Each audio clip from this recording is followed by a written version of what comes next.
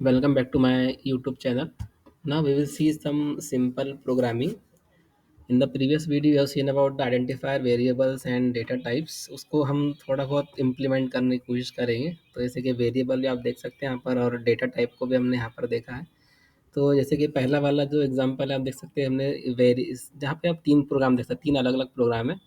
तो जब आप इंटेलिज आइडिया यूज़ करते हैं या कोई और सॉफ्टवेयर आप यूज़ करेंगे तो जावा के जिस फ़ोल्डर में आपने प्रोजेक्ट बनाया है उस फ़ोल्डर में आपकी फ़ाइल का जो नाम है वो यूनिक रहना चाहिए, मतलब वो रिपीट नहीं होना चाहिए। जैसे कि मैंने यहाँ पे सिंपल 1 लिखा है, दूसरे का नाम सिंपल 2 है और तीसरे का नाम सिंपल 3 है। तो अगर आपने सिंपल इसका भी नाम सिंपल दिया, इसका भी नाम सिंपल दिया, इसका भी नाम सिंपल दिया, तो अगर आप 2 अलग-अलग प्रोग्राम लिख रहे हैं एक ही नाम से तो आपको मिलेगा एरर। तो आपको अलग-अलग नाम लिखना ज़रूरी है।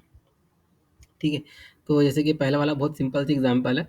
जैसे कि मैंने इंटीजर टाइप का वेरिएबल लिया, ए इक्वल टू 10 लिया, बी इक्वल टू भी 10 लिया और दोनों को ऐड कर दिया, ए प्लस बी कर दिया और उसको मैंने स्टोर कर दिया सी में। तो उसको अगर मैं प्रिंट करूँगा तो ऑब्वियसली मुझे आउटपुट क्या मिलेगा, 20 मिलेगा। तो यहाँ पर हमने डेटा टाइप देखा है वो इंटीजर टाइप का यूज़ किया है। उसी तरह से अगर मैं यहाँ पर देख सकते हैं दूसरी एग्जांपल में इंट ए इक्वल टू 10 लिखा हुआ है और फ्लोट बी इक्वल टू ए लिखा हुआ है।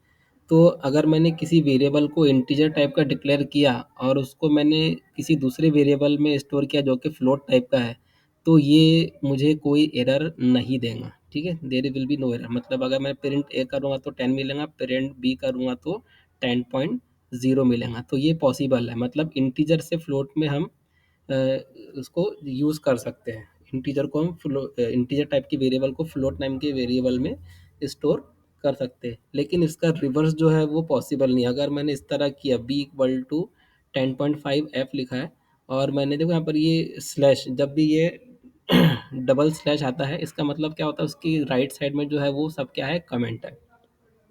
ठीक है, ये एग्जीक्यूट नहीं होता है। ठीक है, अगर आपने यहाँ पे स्लैश नहीं डाला और int a equal to b लिख दिया और आपने इसको रन किया तो आपको क्या मिलेगा, एरर मिलेगा। इसका नाम क्या है, कंपाइल टाइम एरर, क्योंकि ये पॉसिबल नहीं है। मतलब बी फ्लोट को मैं डायरेक्टली, ठीक है, फ्लोट टाइप का जो वेरिएबल उसको डायरेक्टली मैं इंट में नहीं लिख सकता।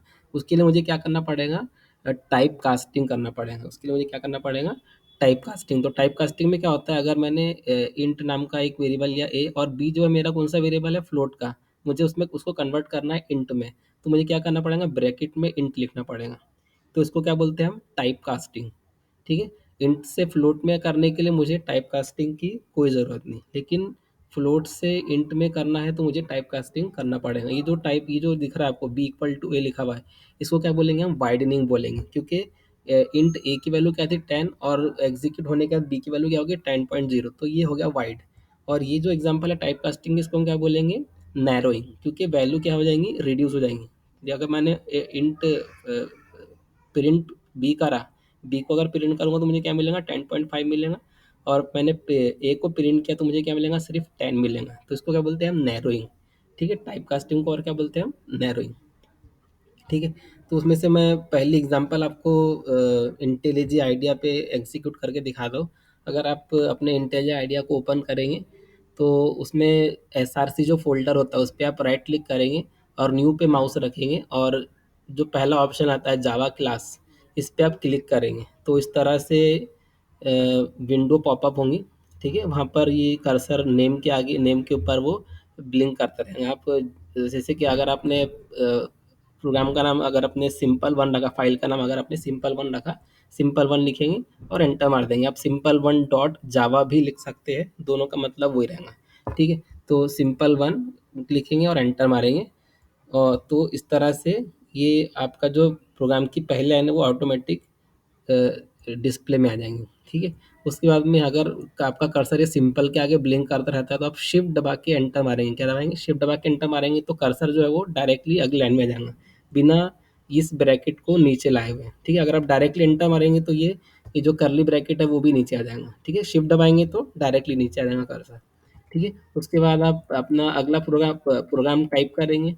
ठीक है, जैसे कि मैंने आपको शॉर्टकट बताया था, मेन लिख के एंटर मारेंगे तो ये पूरी लाइन आ जाएंगी और ये ओपनिंग करली ब्रेस और ये क्लोजिंग करली ब्रेस भी आ जाएगा। उस तरह से आपने जो वैल्यूज है int a equal to 10 type करेंगे, फिर उसके आगे देखो सेमी कॉलन बहुत इंपॉर्टेंट है। अगर आपका इंस्ट्रक्शन जहाँ पर खत्म होता है उसके आगे आपको सेमी कॉलन लगाना ज़रूरी है। अगर आपने जावा में सेमी कॉलन नहीं लगाया तो आपको मिलेगा एरर। ठीक है, तो इंट ए इक्वल टू 10 के बाद में आपको सेमी कॉलन लगाना पड़ेगा, उसके बाद में एंटर मारेंगे, ठीक है। फिर बी के बाद में 10 और सी के आगे। तो जब भी टर्मिनेट हो रही है आपकी इंस्ट्रक्शन, तो आपके सबके लास्ट में क्या करना पड़ेगा, आपको लगाना पड़ेगा सेमी कॉलन, ठीक है। तो यहाँ पर हमने सेमी कॉलन लगाया क्योंकि ये टर्मिनेट नहीं हो रहा है, ये जो सिंपल नाम का प्रोग्राम यहाँ से स्टार्ट हो रहा है यहाँ पे खत्म हो रहा है, तो यहाँ पर आपको सेमी कॉलन की जरूरत नहीं, इंस्ट्रक्शन के लास्ट में आपको सेमी कॉलन लगाना पड़ेगा। उसी तरह से system dot out dot println, इसका भी मैंने शॉर्टकट बताया था, एस आउट, ठीक है। एस आउट लिख के एंटर मारेंगे और उसमें लिखेंगे सी और लास्ट में सेमी कॉलन, ठीक है। जब आप ये लिखेंगे तो ऑटोमेटिक सेमी कॉलन आ जाएगा, लेकिन यहाँ पर आपको सेमीकोलन लगाना पड़ेगा, ठीक है। उसके बाद में आप उस पे ये पूरे फील्ड में आप कहीं पर भी राइट क्लिक करेंगे और run simple one dot main, ठीक है, इस पे आप क्लिक करेंगे तो आपका प्रोग्राम हो जाएगा रन, और आपको आउटपुट में दिखेगा 20, क्योंकि आपने सी को प्रिंट करने के कमांड दिए, तो 20 यहाँ पर डिस्प्ले हो जाएगा, ठीक है। उसी तरह से आप अपना बाकी दो प्रोग्राम भी आप खुद से रन करके देखिए, ठीक है। अगर आपको कुछ प्रॉब्लम आती है तो आप कमेंट में कर सकते हैं, कमेंट सेक्शन अवेलेबल है, सबके लिए ओपन है, ठीक है। आप कमेंट भी कर सकते हैं उसको।